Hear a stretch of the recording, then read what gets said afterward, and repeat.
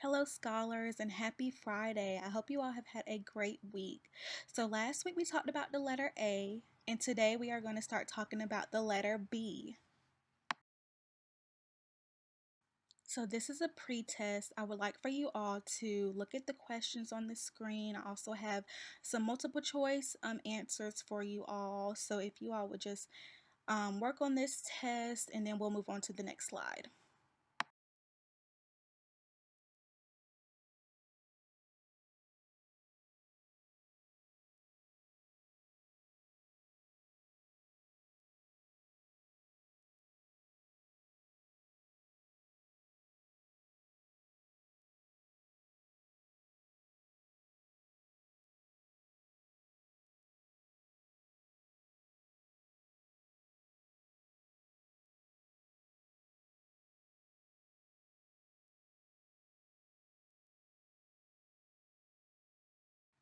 Okay, so this week we're talking about business owners, okay? So, a business owner is an individual who is in charge of their own business or company, all right? So, a business owner can decide if they would like to work alone or if they want to hire employees. But a fun fact about business owners is that they can earn a monthly wage, all right? But remember, they are not employees. And so, one way to become a business owner is they have to have the ability to wear many roles and wear many hats within their own company. Okay, so you all took the pre-test and now this is the post-test. These are the answers to the post-test, all right?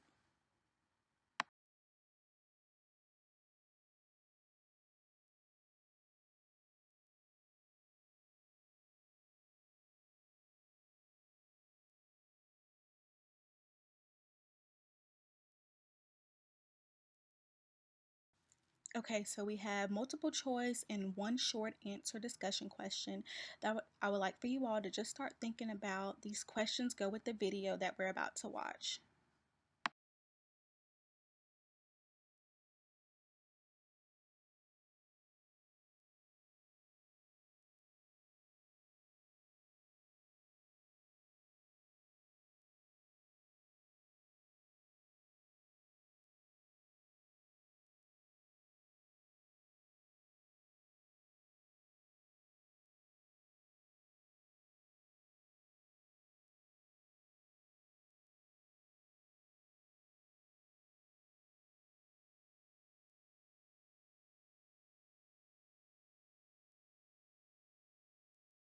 Here in America, some of the barriers just through the institution of slavery. And so there were deleted access to different avenues such as law, being a doctor, being able to have a business, because the whole idea is that we weren't considered human. And so over time, as the struggles begin to emerge and we begin to go out of the 20 generations of slavery, we started to emerge and started to have this period of time where the communities began to come together. They were still segregated during the Jim Crow era, but we had the local physician, we had the local business, we had a place where you can go and buy goods and services. You had to go and get educated, so we had to have our own historically black colleges and universities. And so you can go and get a PhD, and all of that isn't unprecedented. Well, typically, my people, African Americans, we have always had mom and pop stores in our community, whether it was to sell ice cream or sell tools. We've always been very entrepreneurial, and that was how we made our money. And typically, we ran businesses together as husband and wives, family. The children would be there helping. And today we are just seeing a decrease in that, and there's not as many mom and pop shops around. The family was strong, marriages were strong, and it was a source of excitement and a way of life. It was a pillar in the community, and everyone worked together to be able to support each other's business as well. What happened is there were some unintended consequences when the civil rights era happened. And so you had the struggle for freedom and the struggle for equality. But what happened as a result was desegregation, not necessarily integration. The level of access wasn't the same. And so the ideal is everything is on a completely equal and level playing field. And so the unintended consequences of that struggle is that the breakdown of businesses started to take place. So you didn't have the African American doctor that you'd go to, you didn't have the African American business. And so then what happened is, historically, as we tried to go and integrate into society, we forgot and we lost our way. And so now we're in a place where, because we don't know this history, for me, I look at the world through a different lens. When I drive my car and I stop at a stoplight, I think about Garrett Morgan. When I get on the elevator and I use that to come here, I think about a person by the name of Alexander Miles. When I go and I mail my mail, I think about a person by the name of Philip Downing.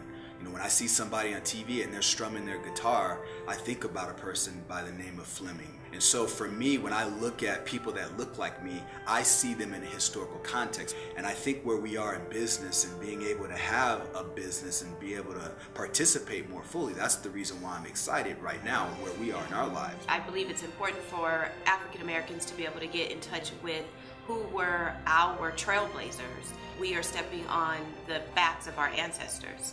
And it's important for us to be able to know what runs in our bloodline and how important we are as a community and as a people. So where we need to go, I believe, is to be able to get back to understanding that we have a role and we have a place in entrepreneurialism, we have a role in place in business, and we have a role and a place to be integrated into the educational system, so that not only African Americans but everybody knows what that is. And so it's not a glorification of one group, it's really just the integration of that group to be a part of the historical narrative. When we don't know enough about each other, we don't have an appreciation for each other. And if we don't know enough about ourselves, we don't have the same level of appreciation for ourselves.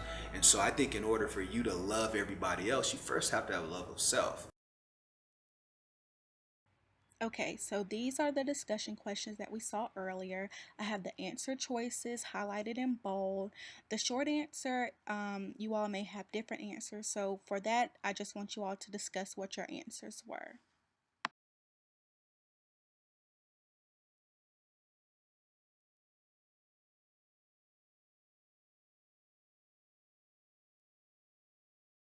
So this is the end of the presentation for this week. I hope you all enjoyed it and learned something, and I'll see you all next week. Have a wonderful week.